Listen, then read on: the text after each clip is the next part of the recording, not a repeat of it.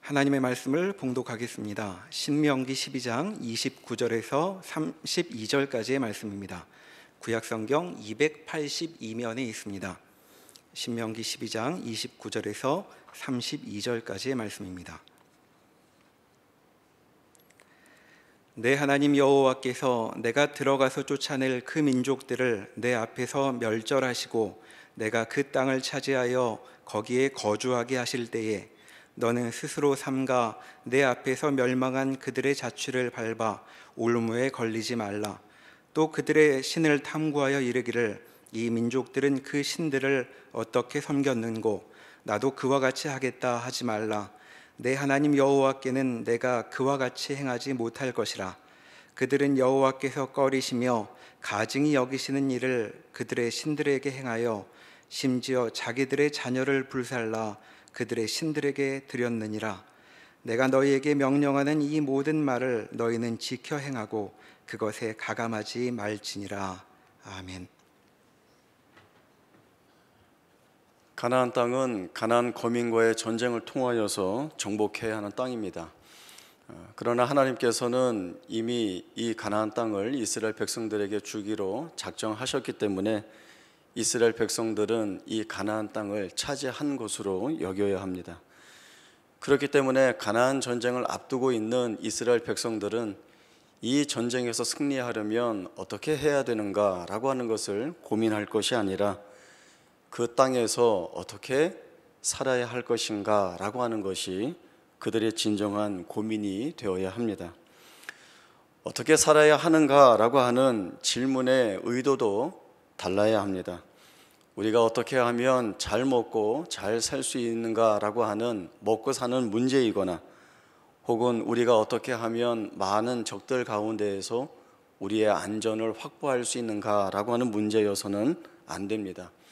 우리가 그 땅에서 하나님의 백성으로 어떻게 살아야 하는가라고 하는 그런 의미를 지닌 물음이 스스로에게 있어야 하는 것입니다. 하나님의 백성이라고 하는 것은 하나님의 통치 아래 있다라고 하는 것이 전제되어 있습니다. 이스라엘 백성들은 하나님의 백성으로서 하나님이 통치하시는 하나님의 땅에 들어가는 것입니다. 그러나 이 가나안 땅에는 이러한 하나님의 통치를 받는 이스라엘 백성들의 삶을 위협하는 현실이 기다리고 있습니다. 그것은 가나안 거민들이 행하고 있는 풍속이며 또 우상을 중심으로 한 가나안 거민들의 삶입니다. 모세는 이러한 가나안 거민들의 삶을 멸망당한 자들의 자취라고 말하고 있습니다. 가나안 거민들의 삶이 어떠했는지, 그들이 쫓았던 풍속이 어떠했는지는 레위기 18장에 상세히 기록이 되어 있습니다. 가나안 거민들이 우상을 섬기고 또 그들이 쫓았던 풍속은 근친상간 그리고 동성애, 짐승과 관계하는 수간, 또 자기의 자녀들을 불살라 우상에게 바치는 것들이었습니다. 이러한 가나안 땅에 하나님이 꺼리시고 가증히 여기시는 것들이 있는데 이러한 현실과 그 문화 속에서 하나님의 백성으로 살기 위해서는 어떻게 해야 되는가? 제일 먼저는 우상에게 마음을 빼앗기지 말고 이스라엘 백성들 자신들에게 하나님이 어떤 하나님이신지에 대한 견고한 믿음이 필요합니다. 하나님은 애굽 땅에 있던 이스라엘 백성들을 강한 손과 편팔로 구원해내신 하나님이시고 또 광야 40년 동안 구름 기둥과 불 기둥으로 인도하셨으며 또 하늘에서 내려지는 양식으로 이스라엘 백성들의 생명을 보존하신 하나님이십니다. 또 항상 이스라엘 백성들 앞서 행하시고 또 이스라엘 백성들을 대신하여 싸우시는 하나님이셨습니다. 이러한 하나님에 대한 분명한 신뢰와 믿음이 있어야 합니다. 그래야 어떠한 상황 속에서도 하나님의 통치 아래 있는 자로 고백하며 살아갈 수가 있습니다. 하나님의 통치 아래 있는 자는 그 무엇에도 흔들리지 않고 온전히 하나님만 바라볼 수 있고 또 하나님으로부터 주어지는 것으로 자신의 생애를 책임지며 살아갈 수가 있습니다. 우리가 잘 알고 있는 미국의 복음 전도자인 무디와 평생 함께 사역했던 평신도 사역자가 있습니다. 그의 이름은 스패포드라고 하는 사람입니다. 그는 살면서 대단히 불행한 일들을 많이 겪으며 살았습니다. 1871년에 있었던 시카고 대화재에서 집이 불타 모든 것을 다 잃게 되었고, 또 이 충격으로 병약해진 아내를 요양시키기 위해 네 딸들과 함께 유럽으로 보내게 됩니다. 먼저 배를 태워서 보내게 되고, 또 자기는 남아서 돌보던 교회의 뒷일을 마무리하고 쫓아갈 계획이었습니다. 아내와 네 딸이 탔던 배가 바다 위에서 다른 배와 충돌하여서 네 명의 딸들을 다 잃게 되고 아내만 혼자 살아남게 됩니다. 혼자 남아 있는 아내를 데리러 가기 위해서 스패포드가 배를 타고 가게 되는데, 그 딸들을 잃었던 지역에 이르렀을 때에 말할 수 없는 큰 슬픔과 고통이 그에게 몰아닥치게 됩니다. 밤을 새워 기도하는 가운데 그 모든 감정들을 뚫고 올라오는 어떤 한 가지 경험을 하게 됩니다. 그것은 분명히 그가 지니고 있는 큰 슬픔과 괴로움을 다 뒤덮고도 남을 큰 위로의 은혜가 그에게 쏟아 부어지고 있다라고 하는 사실이었습니다. 이러한 마음의 감정들을 글로 적어 남겼고, 후에 블리스라고 하는 작곡가를 통하여서 찬송가로 지어지게 됩니다. 그것이 우리가 잘 알고 있는 내 평생에 가는 길 순탄하여 라고 하는 찬송입니다. 내 평생에 가는 길 순탄하여 늘 잔잔한 강 같든지 큰 풍파로 인하여 무섭고 어렵든지 내 영혼은 편하다라고 하는 고백이 그가 할 수 있었던 고백이었습니다. 어느 이유로도 보든 그가 처한 상황 가운데에서 자신의 영혼이 편하다라고 하는 고백은 할 수가 없습니다. 그러나 그가 하나님의 통치 아래에 있던 자였고, 또 하나님의 은혜를 사모하는 자였기에 그가 하나님으로부터 부어지는 이러한 은혜를 깊이 경험하고 체험할 수가 있었습니다. 우리는 우리 삶에서 겪는 모든 고통과 고난에 어떤 이유와 목적이 있는지 모를 때가 훨씬 많이 있습니다. 시간이 지나면 지날수록 그 깊이는 더해지고, 또 고통의 흔적은 더 뚜렷해질 때가 너무나도 많이 있습니다. 견디기 어려운 순간들, 또 숨쉬기조차 힘든 날들에 대한 원망들이 그쳐지질 않습니다. 그러나 분명한 것은 하나님이 정하신 때에 이 모든 것들을 다 뒤덮고도 남을 큰 은혜가 하나님으로부터 주어지고 있는 것들을 우리들이 경험하게 된다는 것입니다. 어떤 답을 알아서가 아니라, 또 문제가 해결되어서가 아니라 하나님이 주시는 것으로 우리를 충분히 평안케 하신다는 것이 우리가 하나님 아래 거하는 자들이 가지고 있는 권리이고 특별한 은혜입니다. 모르고 지내갔지만 후에 깨닫게 하시는 것들도 있고, 보게 하시는 것들도 있고, 알게 하시는 것들도 있습니다. 그러는 가운데에서 우리가 고백할 수 있는 것은 하나님을 의지하면 의지할수록 더욱더 큰 은혜가 우리의 삶을 이끌고 있다라고 하는 것입니다. 어떤 조건과 상황 속에서도 하나님만이 참된 주라고 하는 고백을 우리로 하여금 받아내시는 것이 우리 가운데에서 일하시고 역사하시는 하나님이시다라고 하는 것들을 저희들이 깨닫습니다. 느헤미야 9장 1절에서 6절까지의 말씀을 보겠습니다. 구약성경 느헤미야 9장 1절에서 6절까지의 말씀 제가 읽겠습니다.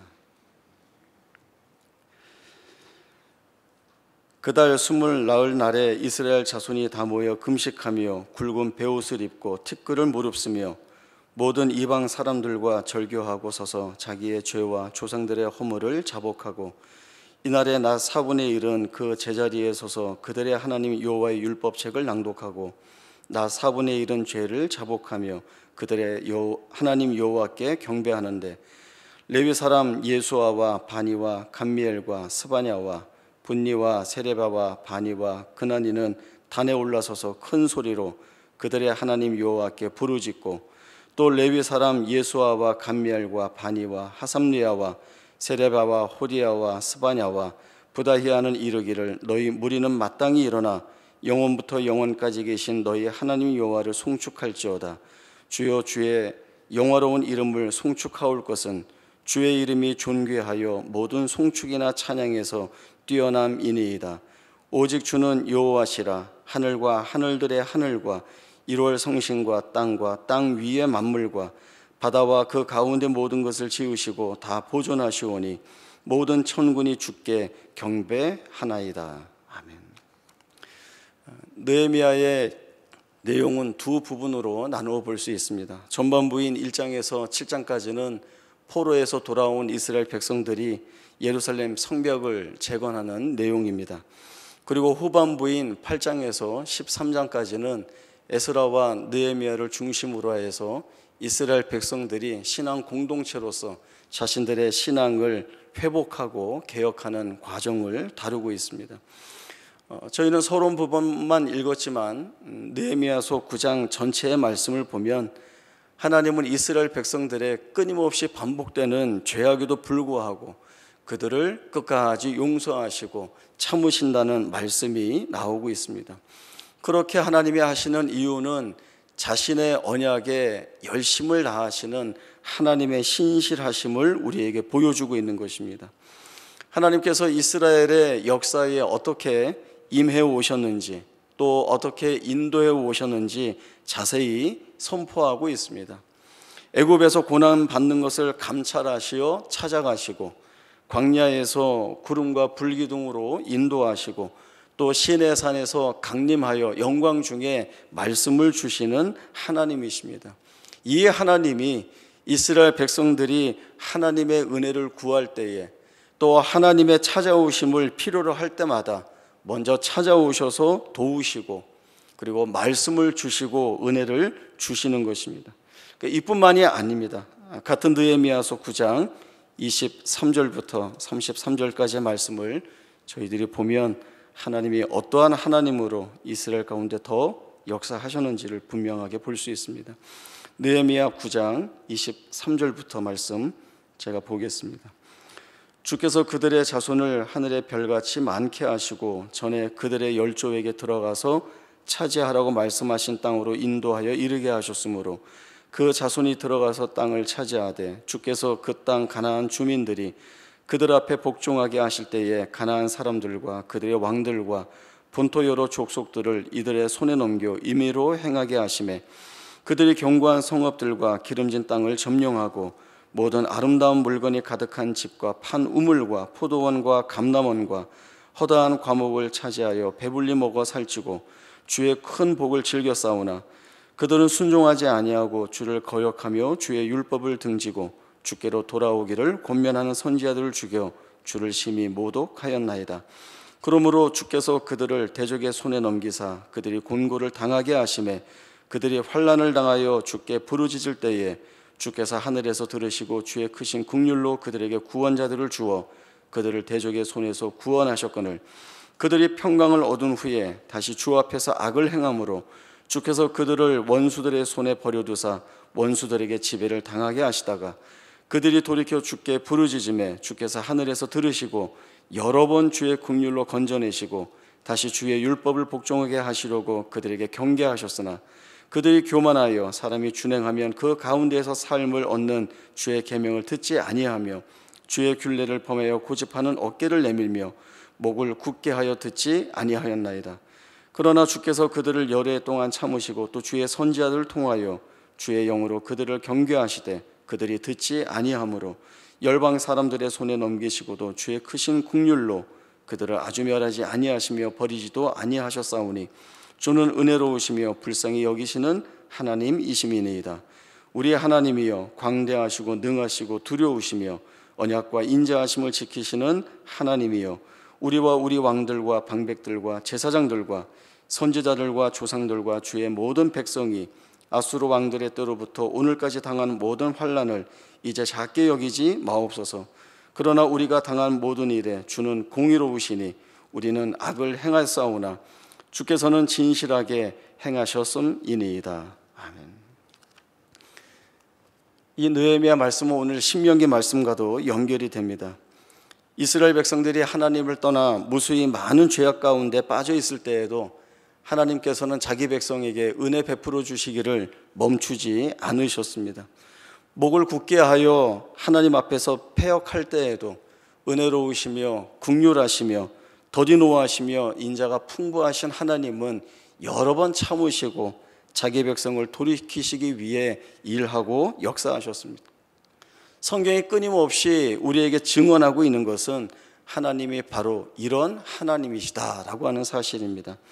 우리가 잘할 때에도 그리고 잘 못할 때에도 언제든지 변치 않는 하나님으로 찾아오셔서 은혜를 베풀어 주시고, 또 범죄하여 마땅히 버림받아 마땅할 때에도 하나님은 긍휼을 베푸사 노하시지 아니하시고 찾아오시는 하나님이셨다라고 하는 것입니다. 느헤미야 9장 앞을 보면 하나님께서 아브라함과 언약을 맺으시는 말씀이 나옵니다. 하나님께서 아브라함께 맺으신 횃불 언약의 말씀을 통하여서도 일방적으로 내가 약속한 이 모든 것들을 내게서 이루어내겠다라고 하는 말씀을 주십니다. 하나님은 그 일을 이루어내시기 위하여서 아브라함과 이삭과 야곱의 하나님이 되시고, 그 인생이 잘하는 것과 잘 못하는 것에 개의치 아니하시고 하나님이 역사를 이루어 나가십니다. 그리고 마침내 그들을 항복시키사 그들이 하나님 앞에 찾아 나와 무릎을 꿇고 하나님을 자신들의 하나님으로 고백하는 자리까지 가게 하십니다. 하나님이 이 모든 일들을 이루기까지 중단하지 아니하시고 실패하지 않는 하나님으로 일하십니다. 이러한 하나님께 부름받은 자는 어떻게 해야겠습니까? 오늘 설교 처음 말씀으로 돌아왔습니다. 이런 하나님께 부름받은 자들이 어떻게 해야 되겠습니까? 지난번 설교 말씀 때에는 느헤미야서 8장을 저희가 함께 나누었습니다. 다시 기억해 보면 느헤미야서 8장의 말씀을 보면 에스라가 율법책을 낭독할 때에 모든 백성들이 서서 그 말씀을 듣고 자신들의 죄를 깨닫고 회개의 눈물을 흘리게 됩니다. 모든 백성들이 말씀을 듣고 울었습니다. 그러나 여기에서 머물렀다면 말씀을 듣고 운 것 외에는 아무것도 남아있지 않았을 것입니다. 그러나 이 백성들이 한 걸음 더 나아갔습니다. 눈물을 흘리며 회개하고, 그리고 자신들 삶 가운데 있었던 모든 죄악된 행실들을 끊어내는 일을 했습니다. 하나님의 백성으로서의 모습을 바로 세우기 위해서 하나님 앞에 자기 자신들을 내었던 것입니다. 금식이 선포되었습니다. 하나님의 백성이 하나님을 버리고 이방 신들을 따라갔던 그 모든 것들을 바로 잡기 위해서 회개를 하고 있습니다. 죄를 회개하는 역사가 일어났습니다. 회개는 죄와의 단절이 동반되어야 합니다. 회개하고 죄와의 단절이 동반되지 않으면 그 회개의 고백은 무의미합니다.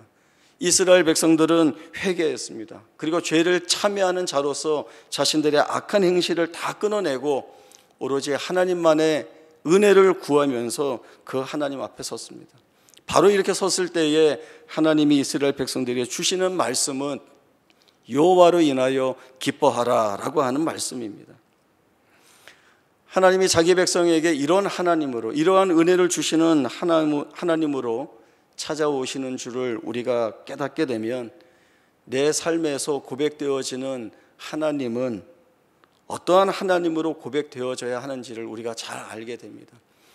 삶의 내용과 정황을 바라보는 시각도 달라지게 되어 있고, 또 드려지는 기도도 달라지게 되어 있습니다.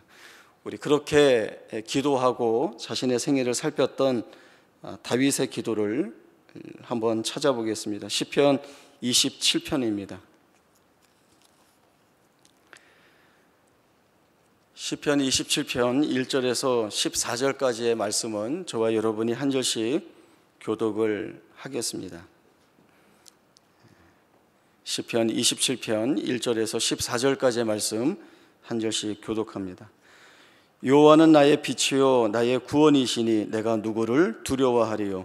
여호와는 내 생명의 능력이시니 내가 누구를 무서워하리요.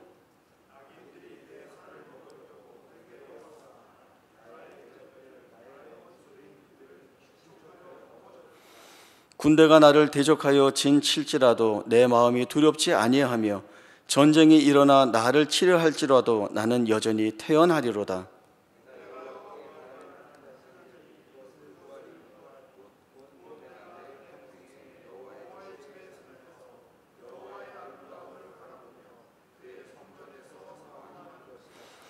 여호와께서 환난 날에 나를 그의 초막 속에 비밀히 지키시고 그의 장막 은밀한 곳에 나를 숨기시며 높은 바위 위에 두시리로다.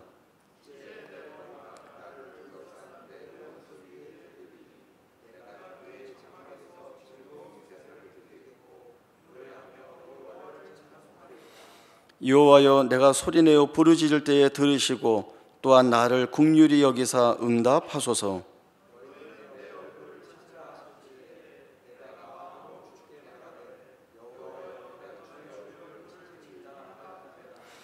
주의 얼굴을 내게서 숨기지 마시고 주의 종을 노하여 버리지 마소서. 주는 나의 도움이 되셨나이다. 나의 구원의 하나님이시여 나를 버리지 마시고 떠나지 마소서.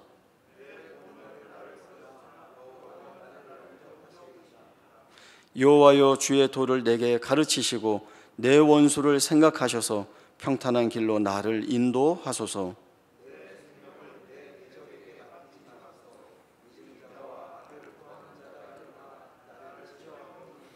내가 산자들의 땅에서 여호와의 선하심을 보게 될 줄 확실히 믿었도다.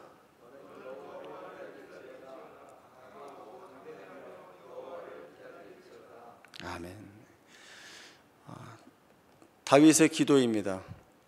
그러나 시편 27편이 다윗이 그동안 기록했던 다른 기도와 비교해 보면 조금 순서적으로 다른 것을 볼 수 있습니다. 원래 다윗은 기도의 순서가 이렇게 됩니다. 자기가 겪고 있는 고통이나 고난에 대해서 하나님 앞에 호소합니다. 그리고 자기의 호소를 들으신 하나님께서 자기를 이 고통과 고난 속에서 구원해 주실 것이다 라고 하는 그러한 확신을 갖습니다. 그리고 구원의 하나님을 찬송하는 것으로 자신의 기도를 마무리합니다. 그러나 오늘 27편은 순서가 거꾸로 되어 있습니다.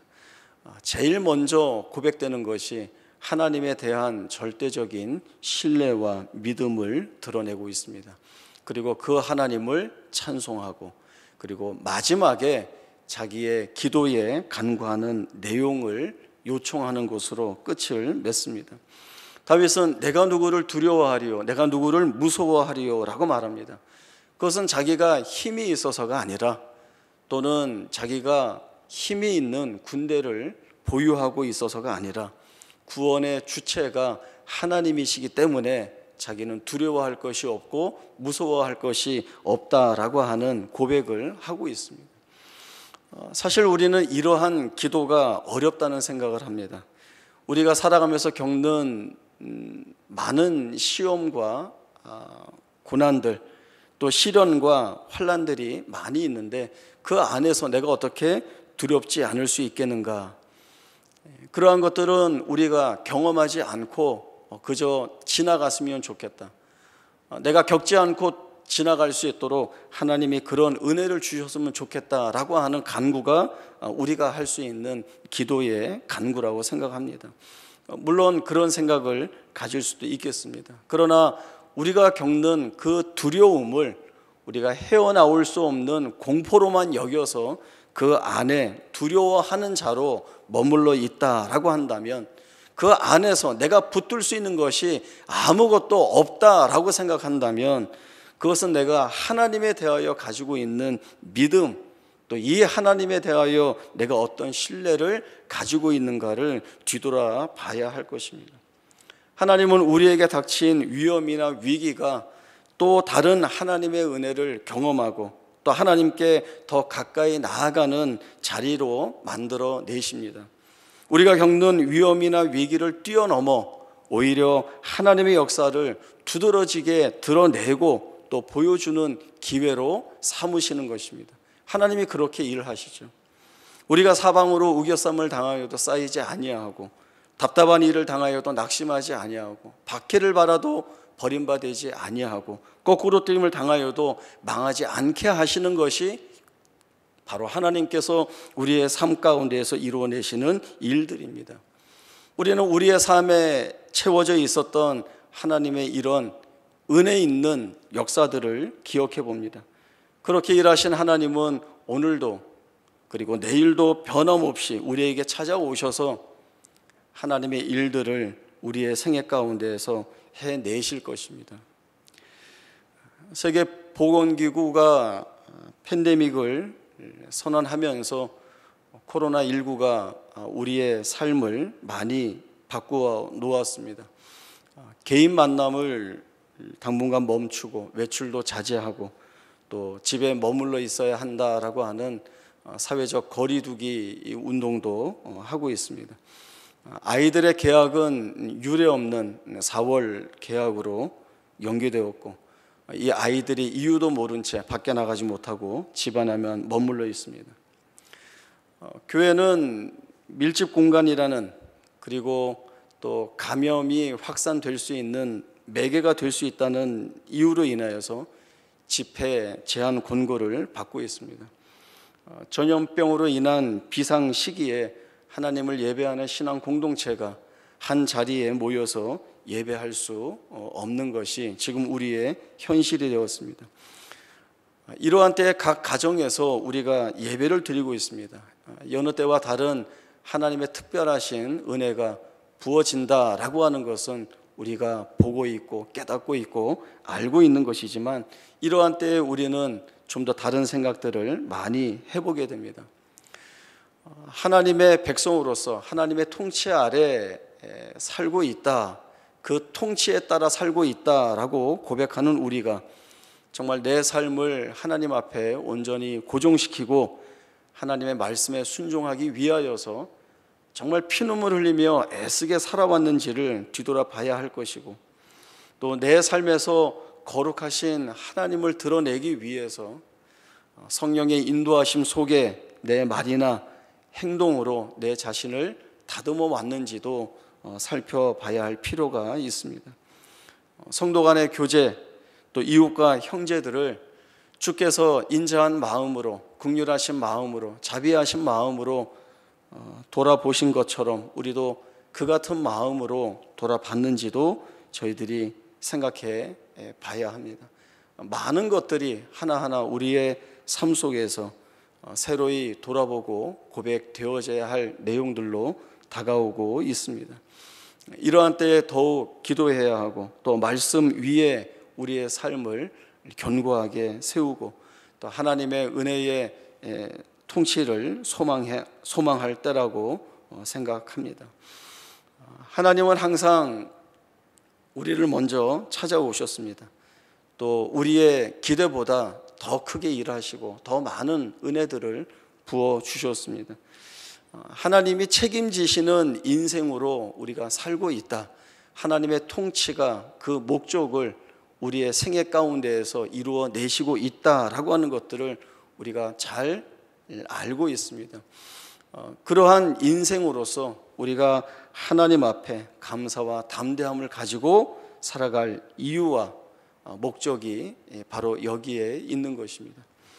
우리의 삶을 통하여서 하나님이 영광을 받으시도록 우리의 삶을 바꾸어내고 또 우리의 삶이 바른 고백 위에 서도록 우리가 애써 나가야 할 것이고 하나님이 그 같은 일을 우리 안에서 이루어 가시기 위해 오늘도 우리를 찾아오신다라고 하는 이 귀한 진리 앞에 우리의 바른 고백을 드려야 할 것입니다.